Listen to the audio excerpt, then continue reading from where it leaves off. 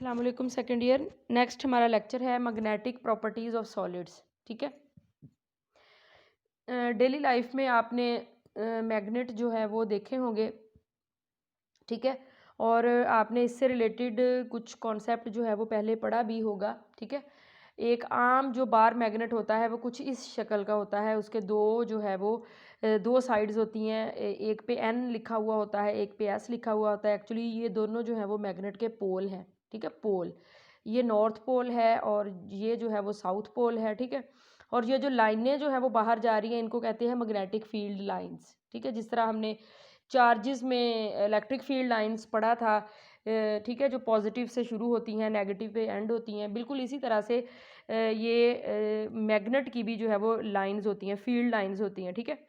और आपको ये भी पता होगा कि मैग्नेट जो है ये आपने देखा होगा आयरन को या लोहे की बनी हुई चीज़ों को जो है वो अपनी तरफ अट्रैक्ट करते हैं। ठीक है, ये इनकी प्रॉपर्टी है। तो इनकी अट्रैक्शन की जो सलाहियत है वो पोल्स पे सबसे ज़्यादा होती है। यहाँ पे इन दोनों पोल्स पे जो है वो ज़्यादा होगी, यहाँ पे जो है वो थोड़ी कम होगी। और ये डायरेक्शन जो है वो ये मैग्नेटिक फील्ड लाइंस की है। नॉर्थ से बाहर की तरफ होती हैं और साउथ से जो है वो अंदर की तरफ होती हैं। ठीक है। ये तो थोड़ा सा इंट्रोडक्शन हो गया, लेकिन एक्चुअली कुछ मटेरियल में आप देखते हैं कि वो मैग्नेट होते हैं और मैग्नेट जो है वो उनको अट्रैक्ट कर सकते हैं, लेकिन जैसे लकड़ी है, प्लास्टिक है, उनको मैग्नेट जो है वो अट्रैक्ट नहीं कर सकते, उन पे कोई असर नहीं होता। आप मैग्नेट उनके करीब लेके जाएं तो एक्चुअली यहाँ पे हमारा टॉपिक यही है कि सॉलिड की क्या यानी बेसिक्स में कहाँ पे रीजन जो है वो इसकी स्टार्ट होती है कि कुछ मटेरियल जो है वो मैग्नेट होते हैं, कुछ मटेरियल मैग्नेट नहीं होते, कुछ अच्छे मैग्नेट होते हैं, कुछ को मैग्नेट बनाया जा सकता है और कुछ जो है वो नेचुरली मैग्नेट होते हैं। तो ये सारी हमारा टॉपिक है, इसी पे हम जो है वो बात करेंगे। ठीक है। तो सबसे पहले अगर हम मैग्नेट की ओरिजिन की बात करें तो पिछले चैप्टर्स में जब हमने एक करंट और मैग्नेटिज्म के बारे में हमने इलेक्ट्रोमैग्नेटिज्म वाला एक चैप्टर हमने पढ़ा है पीछे, उसमें हमने ये बताया था, उसमें हमने ये पढ़ा था कि एक फॉर एग्जांपल ये कोई कंडक्टर है जिसमें से करंट जो है वो गुजर रहा है। तो हमने ये कहा था कि अगर हम इसके करीब कोई नीडल वो कंपास नीडल लेके आते हैं तो वो अपने आप को जो है वो अलाइन कर लेते हैं। नीडल्स जो है उसकी जो उसके अंदर जो है वो नॉर्थ और साउथ जो है वो पोल या नीडल वो अपने आप को जैसे ही इस करंट कैरिंग कंडक्टर के नज़दीक आती है उसमें एक डिफ्लेक्शन होती है। इट मीन्स के करंट कैरिंग कंडक्टर के इर्द गिर्द मैग्नेटिक फील्ड है। ठीक है, ये हमने पढ़ा था। और हमने करंट के इफेक्ट में भी एक इफेक्ट जो है वो पढ़ा था कि मैग्नेट जो है ये मैग्नेटिज्म जो है वो करंट का इफेक्ट है। ठीक है।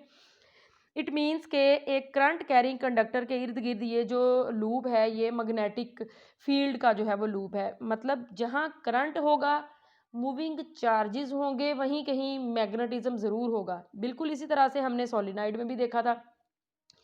ये सोलिनॉइड है और ये इस तरह जो है वो उसमें पॉजिटिव नेगेटिव मतलब उसमें करंट जो है वो जा रहा है। तो इसके इर्द गिर्द हमने ये देखा था कि मैग्नेटिक फील्ड की लाइंस जो हैं वो होती हैं। ठीक है। तो इसी तरह हम ये कह सकते हैं कि जब भी चार्जेस मोशन में होंगे मतलब करंट होगा, वहीं पे कहीं मैग्नेटिज्म जो है वो मौजूद होता है। ठीक है। इसका मतलब है ये जो करंट और मैग्नेटिज्म है ये एक दूसरे से रिलेट करते हैं। यह बात आपने ज़हन में रखनी है कि मूविंग चार्जेस मतलब करंट और मैग्नेटिज्म ये एक दूसरे से जहाँ करंट होगा वहीं पे मैग्नेटिज्म होगा, जहाँ मैग्नेटिज्म होगा वहाँ करंट ज़रूरी होगा। ठीक है।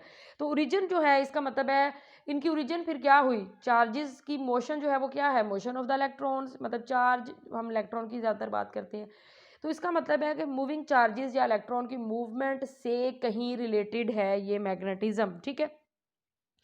तो यहाँ पे भी हम जो है वो जब बात करते हैं तो एटॉमिक लेवल पे अगर हम चले जाएं तो किसी भी एटम के सेंटर में जो है वो उसका न्यूक्लियस होता है जो कि पॉजिटिव चार्ज होता है और उसके इर्द गिर्द ऑर्बिट में इलेक्ट्रॉन जो है वो मूव करते हैं। ठीक है। और यहीं से मैग्नेटिज्म की जो है वो शुरुआत हो जाती है, क्योंकि इलेक्ट्रॉन जब मूव करता है तो उसकी मूवमेंट जो है वो दो तरह की होती है। एक जो है वो ऑर्बिटल मूवमेंट है। ऑर्बिटल मूवमेंट का मतलब है न्यूक्लियस के इर्द गिर्द जो है वो ऐसे ऑर्बिट बना के एक चक्कर जो है वो लगा रहा है, एक वो मूवमेंट होगी। और एक ये इलेक्ट्रॉन जो है वो अपने ही एक्सिस के गिर्द घूमता है, इसको कहते हैं स्पिन। ठीक है।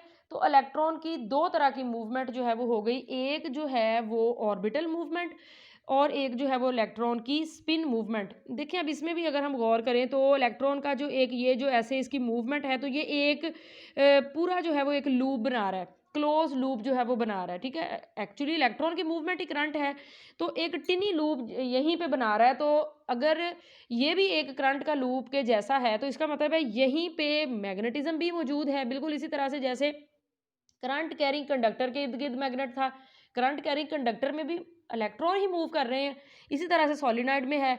तो अगर हम एटॉमिक लेवल पे चले जाएं और हम ये कहें कि एक इलेक्ट्रॉन का जो एक लूप वो बनाता है, एक चक्कर ऐसे लगाता है, एक लूप बनाता है, तो वहीं पे वो एक करंट लूप भी है। अगर वो करंट लूप है तो वहीं पे मैग्नेटिज्म मौजूद है। इट मीन्स के एटॉमिक मतलब लेवल पे अगर हम देखें तो इलेक्ट्रॉन की जो ऑर्बिटल मूवमेंट है और जो स्पिन मूवमेंट है, ये दोनों मिल के जो है वो एक मैग्नेटिज्म का जो है वो आप ये कह लें कि मैग्नेटिज्म देती हैं, ठीक है। तो हम ये कह सकते हैं कि जो किसी भी सब्सटेंस का जो मैग्नेटिक बिहेवियर है, वो इलेक्ट्रॉन की ऑर्बिटल और उसकी जो स्पिन मूवमेंट है उसका, यानी उस पर डिपेंड जो है वो करता है, ठीक है, यानी उसकी रीज़न यही है, ठीक है। तो उसके बाद अगर हम न्यूक्लियस की बात करें, न्यूक्लियस भी मूव करता है, लेकिन इसकी वजह से भी मैग्नेटिक फील्ड जो है वो थोड़ी बहुत होती है, लेकिन ये इसकी मैग्नेटिक फील्ड जो है वो इलेक्ट्रॉन की फील्ड के मुकाबले में वीक होती है, तो इसलिए ज़्यादा कंट्रीब्यूशन एटॉमिक लेवल पे न्यूक्लियस का नहीं है, बल्कि इलेक्ट्रॉन की ऑर्बिटल और स्पिन मोशन का जो है वो, यानी ये मिल के एक एटम को ही मैग्नेट बना देती है। इसका मतलब ये है कि एटम के अंदर देखें बहुत सारे इलेक्ट्रॉन मौजूद है, सारे मूव कर रहे हैं, तो सब इलेक्ट्रॉन की वजह से जो है वो मैग्नेटिक एक मैग्नेटिक इफेक्ट वहीं से शुरू हो गया है एक मटेरियल में, ठीक है। अब ये बात की बात है कि कुछ जो है वो सब्सटेंसेस में ये मैग्नेटिक इफेक्ट जो है वो एक दूसरे को कैंसिल आउट कर देता है, और कुछ जो है वो उनमें एड अप होके एक अच्छा मैग्नेट जो है वो बन जाता है। यानी अगर हम एक सिंपल एटम की ही बात करें तो वहीं पे मैग्नेटिज्म शुरू हो गया है, यानी एक सिंपल एटम जो है वो एक छोटा सा मैग्नेट भी है, ठीक है। और इसी तरह जब पूरा एक सॉलिड बनता है तो उसका बिहेवियर जो है वो मैग्नेटिज्म के तौर पे या उसकी प्रॉपर्टी हमें जो है वो वहाँ पे नज़र आती है। तो इट मीन्स के इलेक्ट्रॉन की जो ऑर्बिटल मोशन है और जो इलेक्ट्रॉन की स्पिन मोशन है, ये दोनों मिल के जो है वो हमें मैग्नेटिज्म जो है वो देती हैं, ठीक है। तो अब ये तो हो गया कि मैग्नेटिज्म की ओरिजिन जो है वो क्या है, यानी इलेक्ट्रॉन का मूव करना, इलेक्ट्रॉन का जो है वो लूप जो एक बनता है उसकी मोशन से वहीं पे मैग्नेटिज्म जो है वो शुरू हो जाता है, ठीक है। उसके बाद अगर हम मैग्नेट जो है वो हमारे पास अगर हम उसकी प्रॉपर्टीज़ की बात करें तो जो मैग्नेटिक मोनोपोल है ये एग्जिस्ट नहीं करते। यानी इसका क्या मतलब है, मैग्नेटिक मोनोपोल का मतलब ये है कि यहाँ पे एक हमारे पास एक ऐसे मैग्नेट है और उस मैग्नेट में देखें एक तरफ नॉर्थ पोल है, एक तरफ साउथ पोल है, तो दरमियान में से अगर हम उस मैग्नेट को तोड़ देते हैं तो क्या होगा कि क्या नॉर्थ पोल जो है वो ऐसे एक अलग नॉर्थ पोल बन जाएगा और एक अलग साउथ पोल बन जाएगा? नहीं, ऐसे कभी भी नहीं हो सकता। दोनों पोल जो है वो ऐसे अलग नहीं हो सकते। जब आप इसको अलग करेंगे तो अल्टीमेटली एक साइड पे नॉर्थ और दूसरी साइड पे साउथ, इसी तरह इसके साउथ है तो नॉर्थ बन जाएगा, ठीक है। तो मैग्नेटिक मोनोपोल का मतलब ये है कि नॉर्थ पोल और साउथ पोल जो अलग-अलग एग्जिस्ट नहीं कर सकते। इसकी बेसिक रीज़न ही ये है कि जब आप एक मैग्नेट की बात कर रहे हैं, जब आप उसके एक नॉर्थ और साउथ पोल की बात कर रहे हैं, तो एक्चुअली उसकी ओरिजिन है इलेक्ट्रॉन का एक लूप। ये इलेक्ट्रॉन, फॉर एग्जांपल ये इलेक्ट्रॉन है, ये जब ऐसे मूव कर रहा है तो ये उसकी मूवमेंट की डायरेक्शन है, ये इस तरफ है, ये इस तरफ है, तो यहीं पे एक नॉर्थ पोल भी बन गया और साउथ पोल भी बन गया। आप इस लूप को तो नहीं तोड़ सकते, यानी इस लूप को तो हम नहीं तोड़ सकते। इलेक्ट्रॉन का एक ऐसे लूप बन गया, करंट का लूप बन गया, वहीं पे एक नॉर्थ पोल भी बन गया, साउथ पोल भी बन गया। तो इसलिए मैग्नेट को जितना मर्जी छोटा छोटा कर लें, जितना मर्जी हम इसको तोड़ लें, ये जो सिंपल या आइसोलेटेड नॉर्थ और साउथ पोल जो है वो एग्जिस्ट नहीं कर सकते, ठीक है। मैग्नेटिक मोनोपोल जो है वो एग्जिस्ट नहीं करते। दूसरा कि जो लाइक जो पोल होते हैं, जैसे नॉर्थ पोल जो है वो एक दूसरे को रिपेल करेगा, और जो अनलाइक पोल होते हैं यानी नॉर्थ और साउथ पोल, ये एक दूसरे को अट्रैक्ट करेंगे, ठीक है।